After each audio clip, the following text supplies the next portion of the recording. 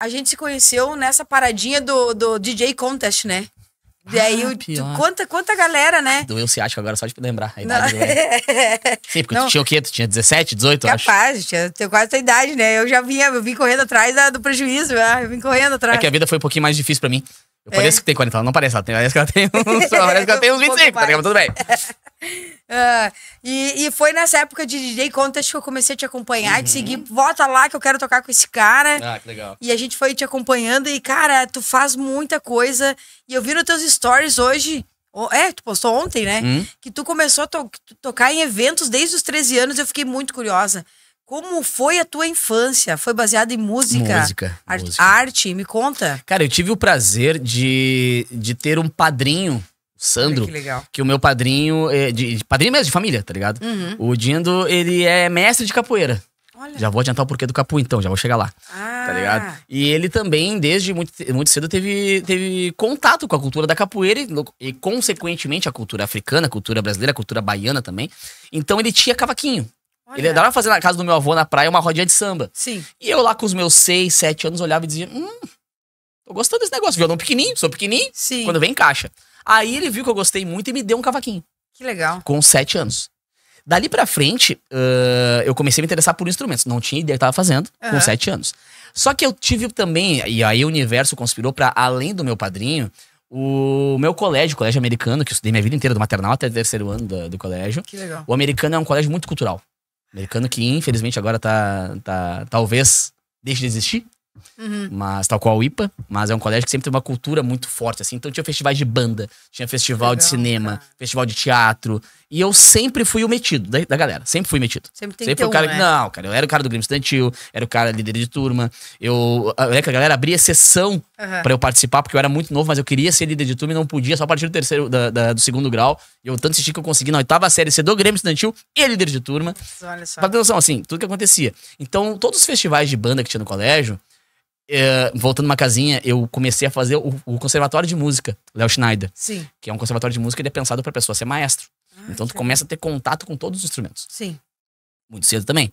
Aí quando tinha os festivais de banda, festivais de cinema, de teatro e tal, eles nunca tinham muito dinheiro sobrando. Sim. Então, põe o capu pra operar o som lá.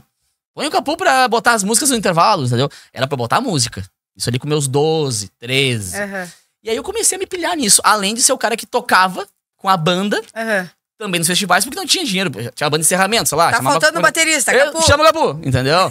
E aí, ou chama o cara do pandeiro, chama o capu, o guitarrista, chama o capu. Eu era o bombril, eu era o Severino de tudo, tá ligado? Então, tanto o meu colégio quanto o meu padrinho no começo, nas 6, 7, 8 anos, quanto o meu colégio até os meus 13, 14, quando eu comecei profissionalmente, me incentivaram muito. E por isso que eu bato na tecla também de ter muitas ações culturais em escolas, em comunidades, e gosto de dar oficinas de DJ, de música em lugares assim, porque eu acho que o incentivo e o contato com a música cada vez mais cedo é cada vez mais fácil, tá ligado? Tanto o esporte quanto a música, de te levar pra um rumo legal. Tanto que eu nunca tive um plano B, né, cara? Eu já saí do colégio fazendo TV, fazendo rádio, fazendo música.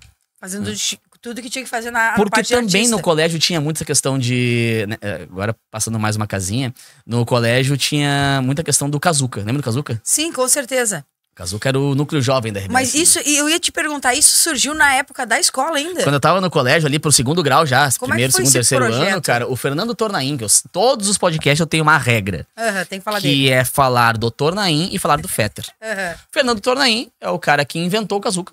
Gurizão, com 20 anos, 19, 20 anos. Ele inventou o Kazuca e o Kazuca explodiu, cresceu e virou uma referência. Antes do Instagram ainda.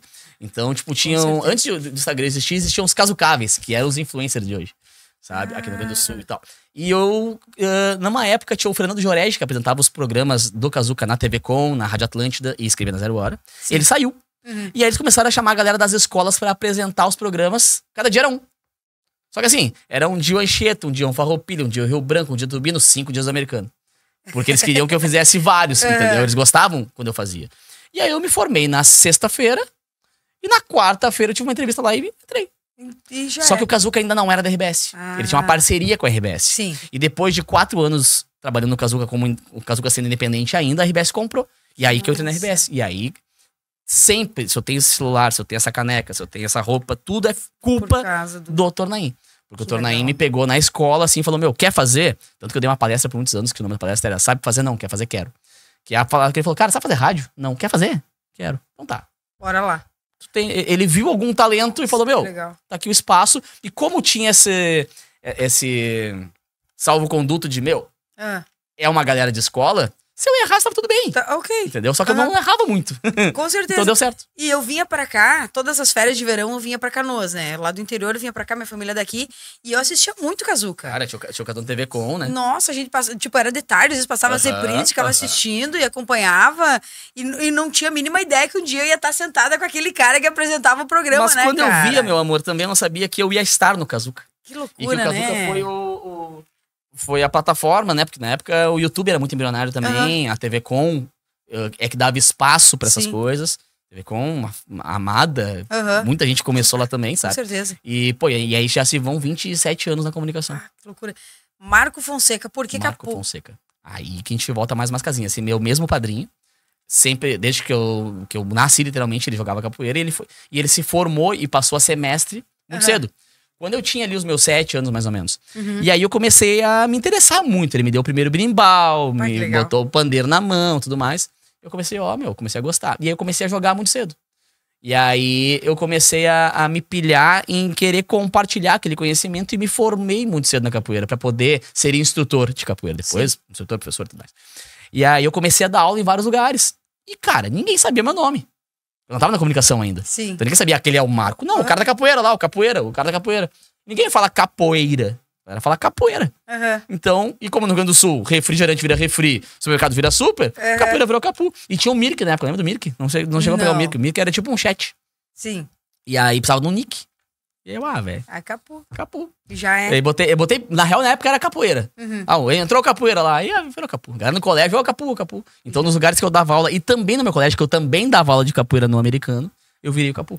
E daí do programa do Kazuca, tu foi pra rádio, como é que foi essa transição, esses movimentos todos artísticos? Na verdade, quando o Kazuca me chamou, o Kazuca tinha esse programa, né, todos os sábados de tarde. Na época foi o Gerson Ponte, ainda nem era o Fetter ainda, era o Gerson Ponte. Quando eu entrei no Kazuca, o Gerson, vamos fazer uma brincadeira aqui? Vamos. Aí eu entrava das escolas todos os dias, entrava nos recreios, no intervalo, dizendo, tanta coisa. E aí abriu um horário, 1 hora no sábado. Quer fazer? Tá maluco, né, velho? Saí do colégio ontem, vou entrar na Rádio Atlântida, com o Gerson Ponte ainda. Aí eu entrei com o Gerson me deu aquela 1 hora, e o programa no fim de semana foi um absurdo. Estouro. Realmente, foi um estouro mesmo, assim, foi... Até hoje, eu acho que foi a coisa mais surpreendente que eu já fiz. Porque hoje por ter já uma experiência na comunicação, eu tenho uma noção do que dá certo e o que não dá, como é que é um planejamento pra uma coisa dar certo ou não. Aquilo ali foi, assim, eu nunca tinha tido uma experiência antes, e foi um boom muito rápido mesmo, muito rápido. Então, era um programa muito interativo. Na época tinha Orkut. Sim. E a galera pedia música pelo Orkut e pelo Messenger. Que era uma coisa revolucionária, eu digo, gente. Porra, montei uma comunidade, a galera pede música por ali, tá tudo lindo. Então, e era um espaço que na época o Gerson, depois quando o Fetter entrou também, ele deixou essa porta aberta pra eu tocar muita novidade. Novidades, leia-se, Armandinho, Vitor Clay, na época, Seu Cuca, Nego Joe... Cara, muita banda que hoje é NX0, que hoje é referência na época de... Eu lembro que o Vitor, que era meu amigo de funções do Kazuca e tal, assim, a gente fez uma operação de guerra, assim, isso foi clube pedindo, e eu ligando pro cara, deixa eu tocar. Toca uma vez. Aí tocava todo mundo, sabe? Hoje é o Vitor. Entendeu? Então é muito gratificante ver tudo que aconteceu ali. Mas basicamente foi isso. Eles pegaram e deram esse horário de 1 hora. Pra rádio. E aí eu só fazia locução. Sim. O operador da rádio era um cara da rádio, Marcelo Maganin, maravilhoso. Que me ajudou muito também nesse começo. E aí depois começamos a fazer o programa junto, só que aí eu comecei a pegar uma cancha, uma história, e como eu tinha muito contato diário com a galera das escolas, era um programa pra galera, mas feito por alguém que era da galera. Da galera, e a galera vem atrás, vem com tudo, e feito pela galera. Pois é. Porque eles que pediam a música, eles mandavam um recado, e não tinha Instagram na época, gente. Pois é. Então assim, eu queria te mandar um beijo, tava te trovando no colégio que te mandar um beijo, mandava pelo programa, entendeu? Então a galera dos colégios mandava recados e tal, tal qual o Kazuca tinha essa essência também de pegar, mandar um recado de um colégio pra outro, uma foto de um colégio pra outro. Cara, aí começou a bombar muito, aí as coisas vieram, né? Aquela 1 hora virou 2, aquela 1 hora virou 4, depois virou um programa, toda a rede, era só Porto Alegre, virou toda a rede Atlântida, depois pra Santa Catarina também. Então o Kazuca foi São Paulo, Rio de Janeiro, Florianópolis, abriu Kazucas em todas essas emissoras, em todos esses lugares, essas praças.